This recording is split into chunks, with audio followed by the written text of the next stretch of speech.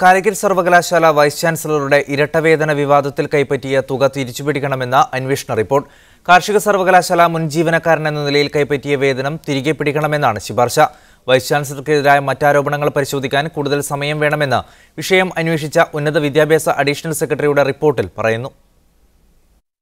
കഴിഞ്ഞ July 3-നാണ് vice ചാൻസലർക്കെതിരായ പരാതികൾ അന്വേഷിക്കാൻ ഉന്നത വിദ്യാഭ്യാസ വകുപ്പ് അഡീഷണൽ സെക്രട്ടറി എം ഷെരീഫിനെ സർക്കാർ ചുമതലപ്പെടുത്തിയത്. ഇരട്ട വേതന വിഷയത്തിൽ റിപ്പോർട്ടിൽ സൂചിപ്പിക്കുന്ന പ്രധാന വിഷയങ്ങൾ ഇവയാണ്. ഡോക്ടർ എം അബ്ദുൽ സലാമിനെ വൈസ് ചാൻസലറായി നിയമിച്ചുകൊണ്ടുള്ള വിജ്ഞാപനത്തിൽ അദ്ദേഹത്തിന്റേത് പുനർനിയമനമാണെന്നും UGC നിയമപ്രകാരമുള്ള സേവന വേതന വ്യവസ്ഥകൾക്ക് അർഹതയുണ്ടെന്നും മാത്രമാണ് പറയുന്നത്. കേരള സർവീസ് റൂൾ പാർട്ട് 3 പ്രകാരം വേതനം നിർണയിച്ചിട്ടില്ല. കാർഷിക സർവകലാശാല മുൻ ജീവനക്കാരൻ എന്ന നിലയിലുള്ള ആനുകൂല്യം കൈപ്പറ്റണമെങ്കിൽ ഈ ചട്ടം സംബന്ധിച്ച് വ്യക്തതയുള്ള ഉത്തരവിറങ്ങണം. അതേസമയം ഇത് സംബന്ധിച്ച് നിരവധി തവണ വൈസ് ചാൻസലർ കൂടിയായ ഗവർണർക്ക് അപേക്ഷ നൽകിയിട്ടുണ്ട്. എന്നാൽ ഇക്കാര്യത്തിൽ ഉത്തരവ് പുറത്തിറങ്ങാത്തിടത്തോളം ഇരട്ട പ്രതിഫലം വാങ്ങുന്നത് നിയമവിരുദ്ധമാണ്. ചാൻസലർക്കെതിരായ അച്ചടക്ക നടപടികൾ സർക്കാരിന്റെ പ്രതിച്ഛായയെ ബാധിക്കുമെന്നതിനാൽ പണം തിരികെ പിടിക്കാനുള്ള നടപടികൾ മാത്രം സ്വീകരിച്ചാൽ മതിയെന്ന് അഡീഷണൽ സെക്രട്ടറി റിപ്പോർട്ടിൽ ശുപാർശ ചെയ്യുന്നു. പുനർനിയമനം ലഭിക്കുമെന്ന പ്രതീക്ഷയിൽ ഒരു വ്യക്തി നിർബന്ധിത വിരമിക്കലിന് തയ്യാറാവുന്നത് സർവീസ് ചട്ടങ്ങളുടെ ലംഘനമാണെന്നും റിപ്പോർട്ടിൽ പറയുന്നു. കാർഷിക സർവകലാശാലയിലെ പദവിയിലിരിക്കെ നിർബന്ധിത വിരമിക്കൽ വാങ്ങിയ ശേഷമാണ് doctor Abdul Salam Calicut VC പദവിയിലെത്തിയത്. Media 1 Kozhikode. കൊല്ലം TKM പബ്ലിക് സ്കൂളിലെ സ്വാതന്ത്ര്യദിനാഘോഷത്തിൽ നിന്ന് വന്ദേമാതരം ഒഴിവാക്കിയതിൽ പ്രതിഷേധിച്ച് SFI AISF പ്രവർത്തകർ സ്കൂൾ ഉപരോധിച്ചു. ഒരു വിദ്യാർത്ഥിയുടെ രക്ഷിതാവിന്റെ പരാതിയെ തുടർന്നാണ് സ്കൂളിന്റെ നടപടി.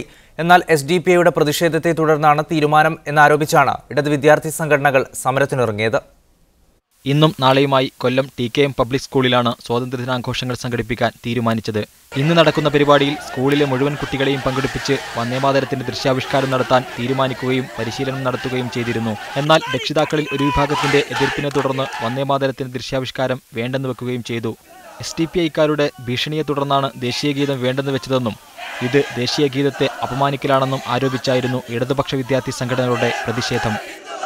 കഴിഞ്ഞ ദിവസം വരെ ഇവിടെ വന്ദേമാതരത്തിൻ്റെ ആ സോങ്ങിലാണ് ഇവിടെ ഇത്രയും വിദ്യാർത്ഥികൾ പ്രാക്ടീസ് ചെയ്തുകൊണ്ടിരുന്നത്. നല്ലൊരു പരിപാടി. നമ്മൾ സ്വാതന്ത്ര്യമായി പൊതുവെ നമ്മൾ ചെയ്യുന്ന എല്ലാ വിദ്യാർത്ഥികളും ആഗ്രഹിക്കുന്ന പോലെ തന്നെ നല്ലൊരു പരിപാടിയാണ് മാനേജ്മെൻറ്റിൽ തീരുമാനിച്ചത്. പക്ഷേ SDPI പ്രവർത്തകരുടെ ഇടപെടലുകൾ മൂലം ഇന്നലെ ഇപ്പം മെനഞ്ഞാന്നത്തെ എന്തോ കമ്മിറ്റിയോ മറ്റോ നടക്കുകയും ഉണ്ടാവുകയും അതുമൂലം ഇന്നു മുതൽ വന്ദേമാതരം എന്ന തീമിൽ ആ സോങ് മാറ്റുകയും അതിൻ്റെ സ്റ്റെപ്പുകൾ മാറ്റണമെന്ന് SDPIക്കാരുടെ നിർബന്ധപൂർവ്വം വാശി പിടിക്കുകയും ചെയ്തു. അതേസമയം പാകിസ്ഥാന്റെ സ്വാതന്ത്ര്യദിനത്തിൽ പരിപാടി സംഘടിപ്പിച്ചത് ദേശവിരുദ്ധമാണെന്നും മുസ്ലിം മാനേജ്മെന്റിന് കീഴിലുള്ള സ്ഥാപനം പാകിസ്ഥാന്റെ സ്വാതന്ത്ര്യദിനമാണ് ആഘോഷിച്ചതെന്നും ആരോപിച്ച് യുവമോർച്ച പ്രവർത്തകരും രംഗത്തെത്തി. കഴിഞ്ഞ ലോക്സഭാ തെരഞ്ഞെടുപ്പിൽ കൊല്ലത്ത് SDPI സ്ഥാനാർത്ഥിയായിരുന്ന സലാഹുദ്ദീൻ വന്ദേമാതരം ഒഴിവാക്കണമെന്നാവശ്യപ്പെട്ട് സ്കൂൾ അധികൃതരെ ഭീഷണിപ്പെടുത്തിയെന്ന് യുവമോർച്ച ആരോപിച്ചു. എന്നാൽ തന്റെ 2 മക്കൾ പഠിക്കുന്ന സ്കൂളിൽ രക്ഷിതാവ് എന്ന നിലയിൽ മറ്റു രക്ഷിതാക്കൾക്കൊപ്പം വന്ദേമാതരത്തിന്റെ ദൃശ്യാവിഷ്കാരത്തോടുള്ള വിയോജിപ്പ് രേഖപ്പെടുത്തുക മാത്രമാണ് ചെയ്തതെന്ന് സലാഹുദ്ദീൻ പറഞ്ഞു. മീഡിയ 1 കൊല്ലം. വേതന വർധന ആവശ്യപ്പെട്ട് പൈലിംഗ് തൊഴിലാളികൾ സമരം ആരംഭിച്ചതോടെ സമുദ്രോൽപ്പന്ന കയറ്റുമതി രംഗം സ്തംഭനത്തിലേക്ക്. ചേർത്തല താലൂക്കിലെ വിവിധ ഫാക്ടറികളിലായി 9 ദിവസമായി നടക്കുന്ന സമരം മൂലം കോടികളുടെ നഷ്ടമാണ് ഉണ്ടായിരിക്കുന്നത്. കൊച്ചി തുറമുഖം വഴിയുള്ള സമുദ്രോൽപ്പന്ന കയറ്റുമതിയിൽ ഏറിയ പങ്കും ചേർത്തല താലൂക്കിലെ സംസ്കരണശാലകളിൽ നിന്നാണ്. ആലപ്പുഴ, ചേർത്തല താലൂക്കിലെ അരൂർ കേന്ദ്രീകരിച്ച 200ഓളം സമുദ്രോൽപ്പന്ന സംസ്കരണശാലകളുണ്ട്. 25,000-ൽ പരം തൊഴിലാളികൾ ഇവിടെ തൊഴിലെടുക്കുന്നുണ്ട്. നിലവിൽ ചെമ്മീൻ പീൽ ചെയ്യുന്നതിന് അടിസ്ഥാന വേതനം 10 രൂപയാണ്. ഈ നിരക്ക് തൊഴിൽ വകുപ്പ് അംഗീകരിച്ച നിരക്കിനേക്കാൾ കുറവാണ്. മതിയായ വേതനത്തിനൊപ്പം മറ്റ് ആനുകൂല്യങ്ങളും ലഭ്യമാക്കണം എന്നാവശ്യപ്പെട്ടാണ് സമരം. ഇവരെല്ലാത്തിനും കൂടി 15 രൂപയാണ് പറഞ്ഞിരിക്കുന്നത്. അവരത് 1 കിലോ എന്ന് പോലും പറഞ്ഞില്ല, ആവശ്യപ്പെട്ടില്ല. അവർക്ക് കൊടുക്കുന്ന ഇപ്പം കൊടുക്കുന്ന 2 കിലോ ആയാലും ശരി, അവർക്ക് കൊടുക്കുന്ന ചെമ്മീൻ 10 രൂപയുടെ ഒരു ടോക്കൺ കൊടുക്കുന്നതിന് ആ ടോക്കൺ 15 രൂപ ആക്കണമെന്ന് ആവശ്യപ്പെട്ടു. അവർ സമരം ചെയ്തു. വളരെ നിഷേധാത്മകമായ നിലപാടാണ് പീലിംഗ് ഷെഡ് ഉടമകൾ എടുത്തിരിക്കുന്നത്. അതേസമയം തൊഴിലാളികൾ ഏകപക്ഷീയമായി ആരംഭിച്ച സമരം കോടികളുടെ നഷ്ടമുണ്ടാക്കിയെന്നാണ് കയറ്റുമതിക്കാരുടെ പക്ഷം. സീസൺ സമയം, വിദേശത്തു നിന്നും മികച്ച പ്രതികരണം എന്നീ അനുകൂല സാഹചര്യങ്ങൾക്കിടെ തൊഴിൽ സമരം സമുദ്രോൽപ്പന്ന കയറ്റുമതി മേഖലയെ പ്രതിസന്ധിയിലാക്കി. പ്രതിവർഷം 4000 കോടി രൂപയുടെ കയറ്റുമതിയാണ് ഇത്തരം സ്ഥാപനങ്ങൾ വഴി നടക്കുന്നത്. ഇത് പീലിംഗ് ഷെഡ് ഉടമകളെ ആക്രമിക്കുകയും ഈ വ്യവസായത്തെ തകർക്കാനും ഉള്ളൊരു ഗൂഢാലോചന ഫലമാണെന്നാണ് ഞങ്ങൾക്ക് പറയാനുള്ളത്. ഇത് 9 ദിവസം കൊണ്ട് തന്നെ കോടിക്കണക്കിന് രൂപയുടെ, മിനിമം ഒരു 25 കോടി രൂപയുടെ നഷ്ടം ഇപ്പോൾ വരെ സംഭവിച്ചു കാണണം. നിലവിൽ കയറ്റുമതിക്കാരുടെ ഫാക്ടറികളിൽ മാത്രമാണ് മത്സ്യസംസ്കരണം നടക്കുന്നത്. വരും ദിവസങ്ങളിൽ ഇത്തരം ഫാക്ടറികളിലേക്കും സമരം വ്യാപിപ്പിക്കാനാണ് സമരസമിതിയുടെ തീരുമാനം. മീഡിയ 1 ആലപ്പുഴ. 16 വർഷത്തിന് ശേഷം മഞ്ജു വാര്യർക്ക് വെള്ളിത്തിരയിലേക്ക് വഴിയൊരുക്കിയ ഹൗ ഓൾഡ് ആർ യു എന്ന സിനിമ തമിഴ്നാട്ടിലേക്ക് എത്തുമ്പോൾ മറ്റൊരു മുൻ താരറാണിയും തിരിച്ചുവരവിനൊരുങ്ങുകയാണ്. ഒരു കാലത്ത് തെന്നിന്ത്യൻ സൂപ്പർ നായികയായിരുന്ന ജ്യോതികയാണ് സിനിമയിൽ തിരിച്ചെത്തുന്നത്. 8 വർഷത്തെ ഇടവേളയ്ക്ക് ശേഷം ജ്യോതിക വീണ്ടും തമിഴിന്റെ മനം കവരാൻ എത്തുകയാണ്. മഞ്ജു വാര്യരുടെ തിരിച്ചുവരവിന് ശേഷം തെന്നിന്ത്യ ഏറ്റവും കൂടുതൽ ചർച്ച ചെയ്തതും ജ്യോതികയുടെ രണ്ടാമൂഴത്തെക്കുറിച്ചായിരുന്നു.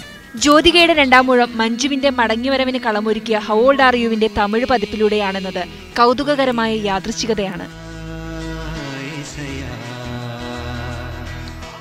റോഷൻ ആൻഡ്രൂസ് തന്നെയാണ് ചിത്രത്തിന്റെ തമിഴ് പതിപ്പും സംവിധാനം ചെയ്യുന്നത്. ജ്യോതികയുടെ ഭർത്താവും തമിഴിലെ സൂപ്പർ താരവുമായ സൂര്യയുടെ 2D എന്റർടൈൻമെന്റാണ് ചിത്രം നിർമ്മിക്കുന്നത്. ഫെബ്രുവരിയിൽ ചിത്രീകരണം തുടങ്ങുന്ന ചിത്രത്തിന്റെ പേര് തീരുമാനിച്ചിട്ടില്ല. 2006-ൽ സൂര്യയുമായുള്ള വിവാഹശേഷമാണ് ജ്യോതിക അഭിനയം നിർത്തിയത്. 3 വട്ടം തമിഴ്നാട് സർക്കാരിന്റെ മികച്ച നടിക്കുള്ള പുരസ്കാരം നേടിയ ജ്യോതിക തെന്നിന്ത്യൻ സിനിമകളിലെല്ലാം സാന്നിധ്യം അറിയിച്ചിട്ടുണ്ട്. ജോയുടെ മടങ്ങിവരവിനായി കാത്തിരിക്കുകയാണ് ആരാധകർ. News desk media 1. അർജുന പുരസ്കാര നിർണയത്തിൽ അപാകതയുണ്ടെന്ന വിമർശനമുയർന്ന സാഹചര്യത്തിൽ പുരസ്കാര നിർണയം പുനഃപരിശോധിക്കുന്നു. കേന്ദ്ര കായിക മന്ത്രാലയത്തിന്റെ നിർദ്ദേശത്തെ തുടർന്ന് പുരസ്കാര നിർണയ സമിതി ഈ മാസം 19-ന് വീണ്ടും യോഗം ചേരും. കേരളത്തിൽ ഇന്ന് 5 പേരെ പുരസ്കാരത്തിന് ശുപാർശ ചെയ്തതിൽ ഗൂഢാലോചനയുണ്ടെന്ന ഹോക്കി ഇന്ത്യയുടെ പരാതിയെ തുടർന്നാണ് നടപടി. കേരളത്തിൽ നിന്ന് 5 പേരടക്കം 15 പേർക്ക് അർജുന അവാർഡ് നൽകാനാണ് കപിൽ ദേവ് അധ്യക്ഷനായ സമിതി ശുപാർശ ചെയ്തത്. ഇത്തവണ 15 ഇനങ്ങളിലായി ഓരോ കായിക താരത്തെ വീതം തെരഞ്ഞെടുക്കുകയായിരുന്നു. എന്നാൽ ഹോക്കിയിൽ നിന്ന് ആരെയും പുരസ്കാരത്തിന് ശുപാർശ ചെയ്തില്ല. ഇക്കാര്യം ചൂണ്ടിക്കാട്ടി ഹോക്കി ഇന്ത്യ അധ്യക്ഷൻ നരേന്ദ്ര ബത്ര കായിക മന്ത്രാലയത്തിന് കത്തയച്ചിരുന്നു.